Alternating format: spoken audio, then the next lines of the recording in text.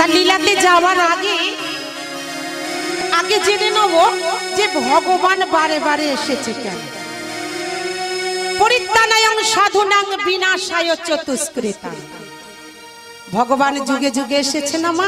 সত্য যুগে শ্রী নারায়ণ এসেছে, ত্রেতা যুগে রামচন্দ্র এসেছে, দাপরে কৃষ্ণ এসেছে, আর কলিতে আমার মহাপ্রভু এসেছে। যেমন যুগে যুগে ভগবান এসেছে, তেমন ভগবানকে বধ করবার জন্য অসুরটাও এসেছে মা।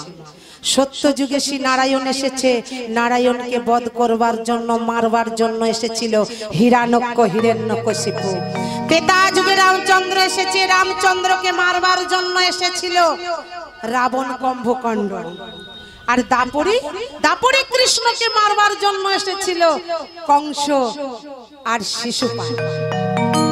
আর কলিতে তো অনেকেই বলে যে জগাই মাধায়, কিন্তু আমি এটা শাস্তে পাচ্ছি না। তাহলে যেমন যুগে যুগে ভগবান এসেছে, ভগবানকে মারবার জন্য অসুরটা এসেছিল। সত্য যুগে বাবা ভগবান শ্রী হরির আমার একদিন শরীর খারাপ করেছে, ভগবানের শরীর খারাপ করেছে। ব্রহ্মার পুত্র চতুষ্পন সনাতন এসেছে ভগবানের সঙ্গে সাক্ষাৎ করবার জন্য।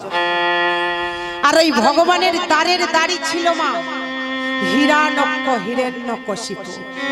বলছে দ্বারটা খুলে দাও। দাড়ি বলছে দ্বার খোলা যাবে না। বলে কেন?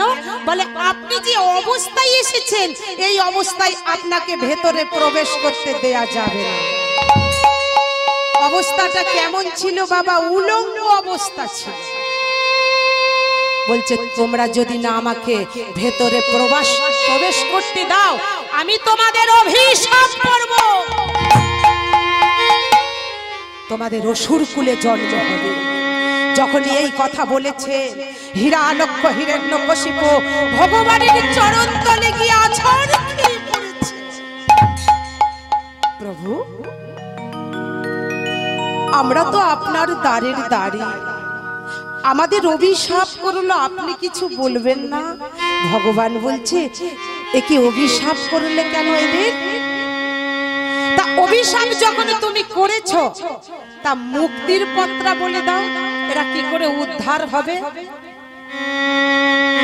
চতুষ্পন সনাতন বলছে ওরা সেই দিন মুক্তি পাবে, 3 জনম ওদের অসুর কুলে জন্ম হবে, আর 3 জনমে আপনার হাতে মৃত্যু হবে। শুধু তাই নয়, যেই দিন ওদের বংশে একটা কৃষ্ণ ভক্ত সন্তান আসবে, ওরা সেই দিন উদ্ধার হবে। এই হিরণ্যক এত বড় বাবা অসুর ছিল, সারা পৃথিবীটাকে সমুদ্রের তলায় নিয়ে চলে গিয়েছিল। ভগবান আমার বরাহ রূপ ধারণ করে হিরণ্যককে বধ করে এই পৃথিবীটা ফিরিয়ে এনেছিল। যেই দিন থেকে হিরণ্যককে বধ করলেন বাবা, সেই দিন থেকে হিরণ্যকশিপু হয়ে গেল কৃষ্ণ বিদ্বেষী। ভগবানকে মারা যায় কি করে? দাদাকে মেরে দিয়েছে হিরণ্যককে। ভাইয়ের ভাই বাবা, আমাদের বাস্তবে যদি কোনো দাদা ভাইকে পাড়ার লোক মেরে যায়, পাড়ার লোক বলে ঠিক করেছে, যেমন করেছে তেমন মারও হয়েছে। দাঁড়িয়ে দাঁড়িয়ে হাসে, অন্য ভাইগুলো দাঁড়িয়ে দাঁড়িয়ে হাসে অন্য ভাইকে যদি মেরে যায়। কিন্তু এই হিরণ্যক এত বড় অসুর ছিল যে যেই না ভগবান মেরে দিয়েছে, 5000 বৎসরের জন্য হিরণ্যকশিপু তপস্যায় গিয়েছিল যে ভগবানকে কি করে মারা যায়। যেই না তপস্যায় গিয়ে বসেছে,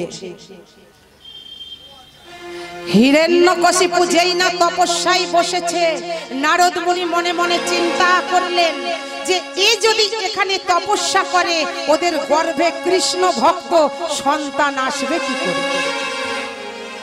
একটা পাখি রূপ ধারণ করে হিরণ্যকশিপু যেই জায়গায় তপস্যায় বসেছে মা, একটা নারদ মুনি একটা পাখি রূপ ধারণ করে চারিদিকে ঘুরছে আর কৃষ্ণ কৃষ্ণ কৃষ্ণ বলছে।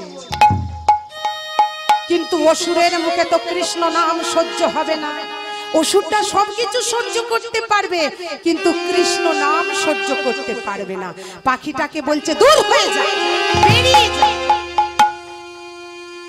পাখিটা যাচ্ছে না। যখন না পাখিটা গেল মা, হিরণ্যকশিপু বাড়ি ফিরে এলো। স্ত্রী কয়াদু বলছে, স্বামী তুমি 5000 বছরের জন্য তপস্যায় গেলে, একদিন না হতে হতে চলে এলে, ব্যাপারটা কি?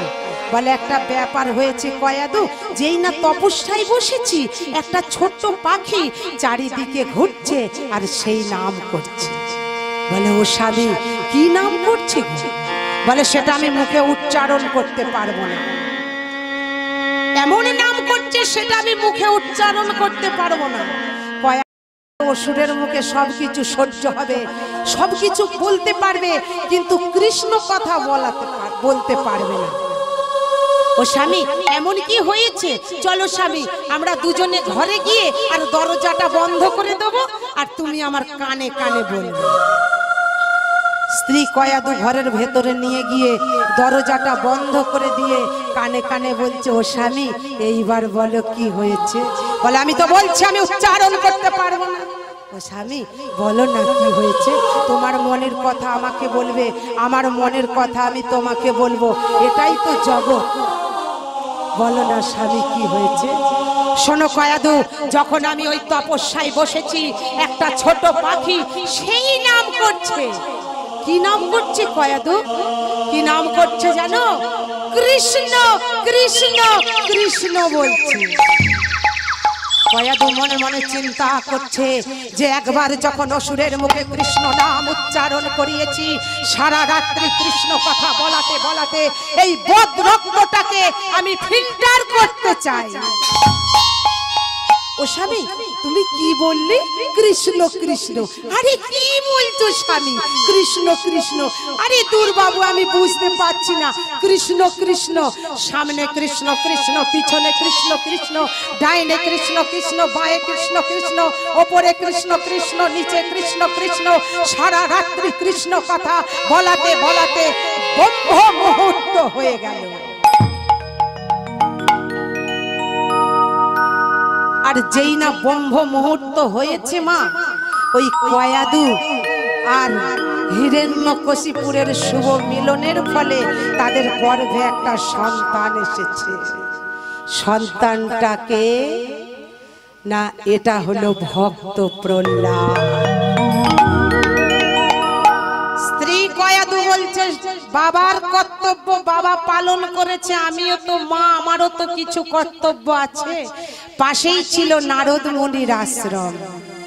সেই আশ্রমে যত সাধু গুরু বৈষ্ণব আসত, তাদের চরণের ধুলি পড়ত। আর কয়াদু ঝাড়ু দিয়ে মা সেই আশ্রমে ঝাঁটা দিয়ে ঝাঁট দিত। আর যখন ঝাঁট দিত ওই চরণের ধুলিগুলো উঠতে উঠতে কয়াদুর নাসিকা দিয়ে গিয়ে প্রহ্লাদের মস্তকে গিয়ে পড়তো। তাই তো প্রহ্লাদ হয়েছিল এত কৃষ্ণ ভক্ত, এত হরি ভক্ত। এই প্রহ্লাদকে হিরণ্যকশিপু কত ভাবে মেরে ফেলতে চেয়েছিল। পাগল হাতির পায়ের নিচে দিয়েছিল, পাহাড় থেকে ফেলে দিয়েছিল, গঙ্গায় ফেলে দিয়েছিল, মাওয়া গরম তেলের মধ্যে দিয়েছিল, কিছুতেই মারতে পারে না। কেন? বদনে ছিল কৃষ্ণ নাম। কৃষ্ণ নামে যদি পাথর গলে যায়, প্রহ্লাদকে কি কেউ মারতে পারে গো? একদিন হিরণ্যকশিপু বলছে, এই প্রহ্লাদ এখানে শোন। বলছে বাবা তুমি আমায় ডাকছো? বলে হ্যাঁ। বলে বলতো তোর ভগবান কোথায় থাকে? ছোট প্রহ্লাদ বলছে বাবা তুমি বলো তো ভগবান কোথায় নেই? হিরণ্যকশিপু বলছে এই প্রহ্লাদ বলতো তোর ভগবান ওই থামের মধ্যেও আছে? ছোট প্রহ্লাদ না বুঝেই বলল, হে বাবা ওই থামের মধ্যেও আমার ভগবান আছে।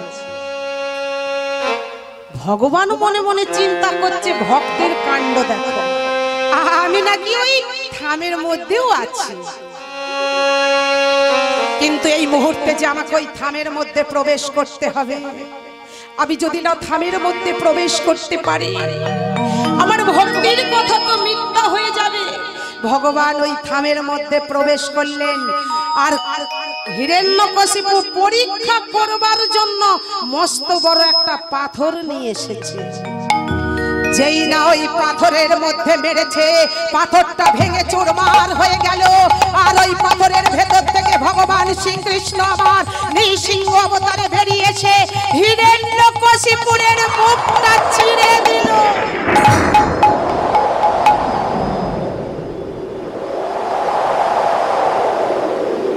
প্রহ্লাদ এক ধারে দাঁড়িয়ে অঝর নয়নে কাঁদছে, এক ধারে দাঁড়িয়ে অঝর নয়নে কাঁদছে। ভগবান বলছে, প্রহ্লাদ তুমি কাঁদছো কেন? যে বাবা তোমাকে পাহাড় থেকে ফেলে দিল, গরম তেলের মধ্যে দিল, সেই বাবার জন্য তুমি কাঁদছো প্রহ্লাদ। প্রহ্লাদ অঝর নয়নে কাঁদছে আর বলছে, প্রভু গো, ওই বাবা যদি না আমাকে কৃপা করে জন্ম দিত, আমি তো তোমার শ্রীচরণ দর্শন করতে পারতাম না। ওই বাবা আমাকে কৃপা করে জন্ম দিয়েছে বলেই তো আজ আমি তোমার চরণে পেয়েছি। ভগবান খুশি হয়ে বললেন, প্রহ্লাদ বলো তুমি কি চাও?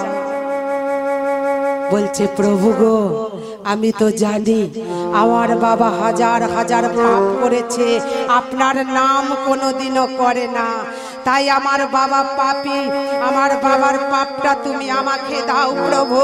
আর আমি যদি তোমার ভক্ত হয়ে থাকি, আমি যদি তোমার চরণে ফুল দিয়ে থাকি, আমি যদি তোমাকে ভালোবেসে থাকি, আমার পূর্ণটা তুমি আমার বাবাকে দাও প্রভু। ভগবান যেই না এই কথা শুনেছে, প্রহ্লাদকে বলছে, প্রহ্লাদ বলো তুমি কি চাও? তুমি যদি দেবতা হতে চাও, আমি তোমাকে দেবতা করে দেব। তুমি যদি দেবতাদের রাজা হতে চাও, আমি রাজা করে দেব। এমনকি তুমি যদি ভগবান হতে চাও, আমি তোমাকে ভগবান। এই হলো কৃষ্ণ ভক্ত সন্তান। শাস্ত্রে বলছে, কোন বংশে যদি একটা কৃষ্ণ ভক্ত সন্তান হয়, সেই বংশের নাকি 14 পুরুষ উদ্ধার হয়ে যায়। রাধে রাধে। নিতাই